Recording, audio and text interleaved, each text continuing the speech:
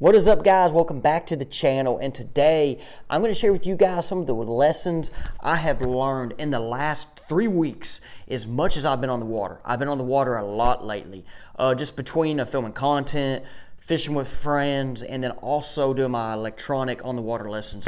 And guys, I've been on a variety of bodies of water, so I've seen a lot. And I'd just like to share with you guys just ways I've caught fish, ways we didn't catch fish, and just to maybe be able to help you when you go out on your fishing trip. Like I said, it's been, lately, in general, it's been tough and very tough. And we still caught some fish, but then there's just some things I'd like to share with you guys just to help you when you go out, possibly, okay? So if you like this style of video, let me know, and I'll continue to do these, once a month or so, just to let you know, maybe once every 2 months, depending how much I'm on the water. And if you guys even like this video, you might not want to watch it. So now, hey guys, really quick, I just want to say thank you to everybody that has watched the videos, that's subscribed to the channel. If you have not, please hit that subscribe button, as it'll help me out, and just also be able to notify you when I post videos. I'm going to try to post anywhere from 3 to 5 videos a week. It's hard, but guys, I'm going to try to do it for you guys. And as I'm making this video, guys, we are close for my channel to being monetized.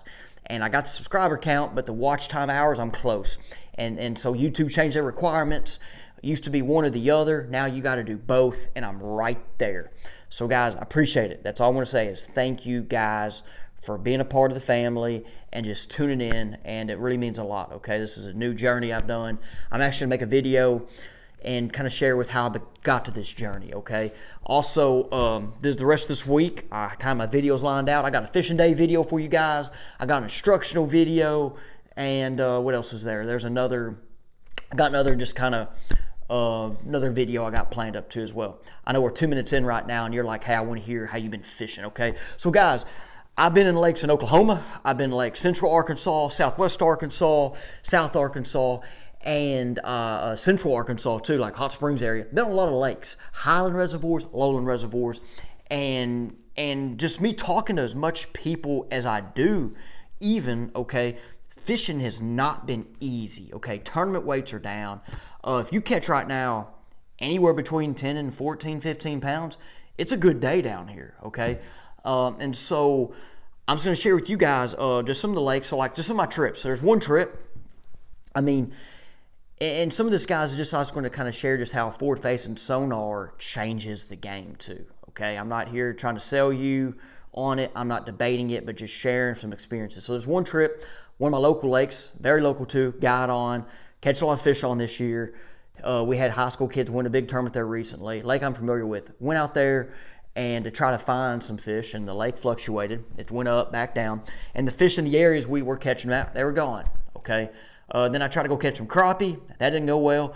And then, all of a sudden went back in a creek. They've not been there yet, and they were. Now, I caught them all with live scope. Caught suspended fish, fish on the bottom, all bait related. Caught them with a spoon, okay? I caught them with the Dixie Jet that day. This is Dixie Jet Falcon spoon, okay, in a sexy shattered glass. I love the sexy shattered glass colored. And so those fish, guys, wouldn't look at an Alabama rig. They wouldn't look at a jerkbait. Okay, like throw an Alabama rig by them, some chase it, some wouldn't. Throw a jerkbait. Typically a jerkbait, guys, brings a lot of fish, has a good drawing power. Nothing. Throw a swim bait. They didn't want it. Throw this dude, they'd eat it. Okay, I got some pretty good Garmin footage of that day. I'll share it in a video down the road on my next Garmin breaking down live scope footage. Then, guys, I went to Lake DeGray. That video was on last week. I'll put that as an end screen. I had a video there where I went out and filmed. It was tough. Super tough. And I've been hearing about fish catches, this and that, and how it's been, not big fish, but a lot of fish been caught. And it wasn't easy. Then a tournament there Saturday, 11 pounds won. A lot of fish were caught by anglers. Some anglers struggled. But for me that day, brush pile was the deal. And early in the video, guys, if you watched it, I said I did not want to fish brush piles. Even when I went back and edited it, I was like, I don't want to fish brush piles. Everybody fishes brush piles.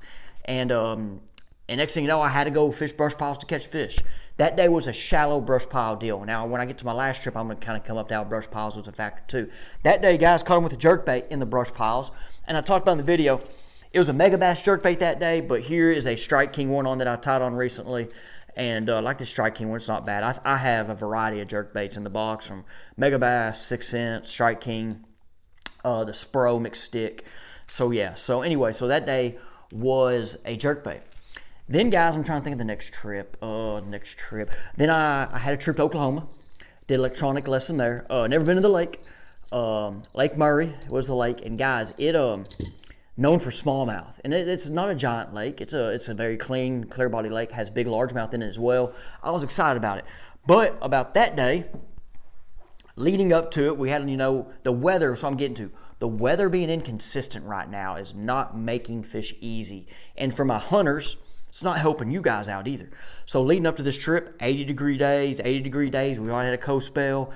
And that day, a wind was there. We had some wind, good 15-mile-per-hour wind.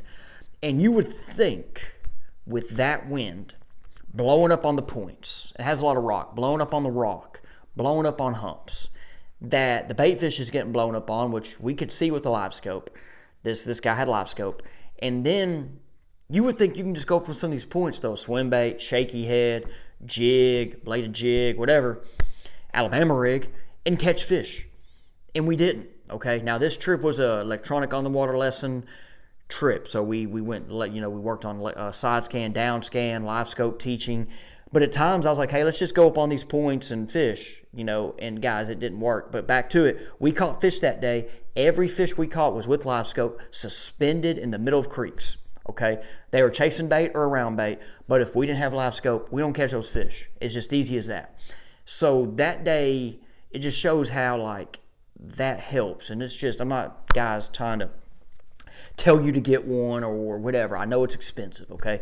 But I'm just here thinking to myself, if I didn't have it, you know, would we have eventually reined a fish on a point or this or that? Because, guys, later, as I'm about to get to, I had another trip where I did an on-the-water lesson without live scope. Offshore trip, no live scope. We're going to get to that in a minute, too.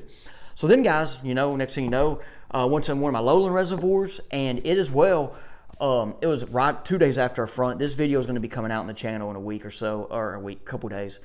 And, man, I was really thinking we're about to crack them. And we get there, boom, boom, catch some good fish right away. But dude, guys, they were done, okay? Those fish were done. It was wild. We found other fish. We would see them on the live scope. They wouldn't react to lures. They were just slow.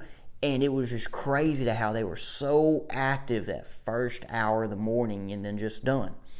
And that's typical, right? But when you're now looking at them, it's frustrating. And then you try different things, this and that. Then you talk to people, like I talked to Johnny, and he's like over here, hey, you need to be throwing this or this, you know. And I'm over here like, dude, like these fish wouldn't eat, right? There's just times fish just don't eat, okay? So that's part of it.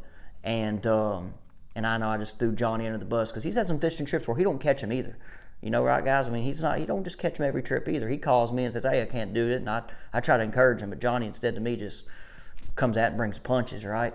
So anyway, so Johnny watches this. Yeah, there you go. Yeah, Johnny. Anyway, me and Johnny are good. Okay, guys, I like Johnny. He's really good at kind of trying to make you a better angler, by the way, guys, as you know. So that trip, though, guys, fish wanted the Alabama rig. Okay, so come on the Alabama rig. Come on the Alabama rig that trip. I've been throwing, if you guys watch my Alabama rig video, I throw the Black's Custom Lure, Widowmaker, Yum Flash Mob Jr., and then here's the 6 Cents one, okay? So that, I have the 6 Cents one on right now. I got Scott Sparrow swim baits. No, actually, those are actually the Easy Kitech Easy Shiners there. I do throw the Scott Sparrow ones, you know, put those on. Anyway, I like those too. So, and also, guys, on that trip, another lure, right? Swim bait, just single swim bait. This is the tush.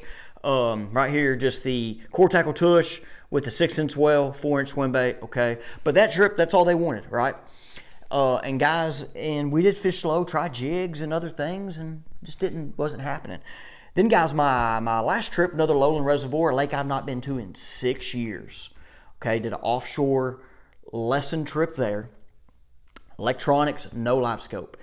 And, guys, we caught fish. It was tough. I mean, at first it was like, you know, we catch one here, here, here. We had a good flurry. I lost a big one. And, but that trip, we graphed, did a lot of teaching on that, graph looking here and here. Bait fish was pretty prevalent. And then we ended up catching some fish around brush piles, okay? Catching fish in brush, around brush. swing head jig was a factor that day. And then crankbaits, we threw 5X, 5XD, 6XD, then the Series 5. A lot of people don't talk about the Series 5. Todd Castledine, if you guys watch Todd, he just brought up the Series 5 lately. And I was like, man, Todd, you don't got to, you know, Todd's not lying.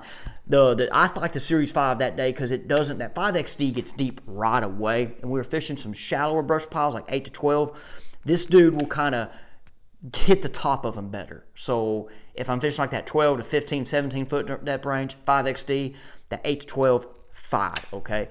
Sexy Chartreuse, it's good color, okay? They have so many colors now, so many to choose from. Okay, so guys, with all this being said, just a recap of it all. Like, I just shared the trips and just my general thought, okay? So right now in the fall, we all talk about how they go after bait. Fish are following the bait, baits are migrating, baits on the move. And in a couple of trips, brush piles was a key, so we still caught fish around brush.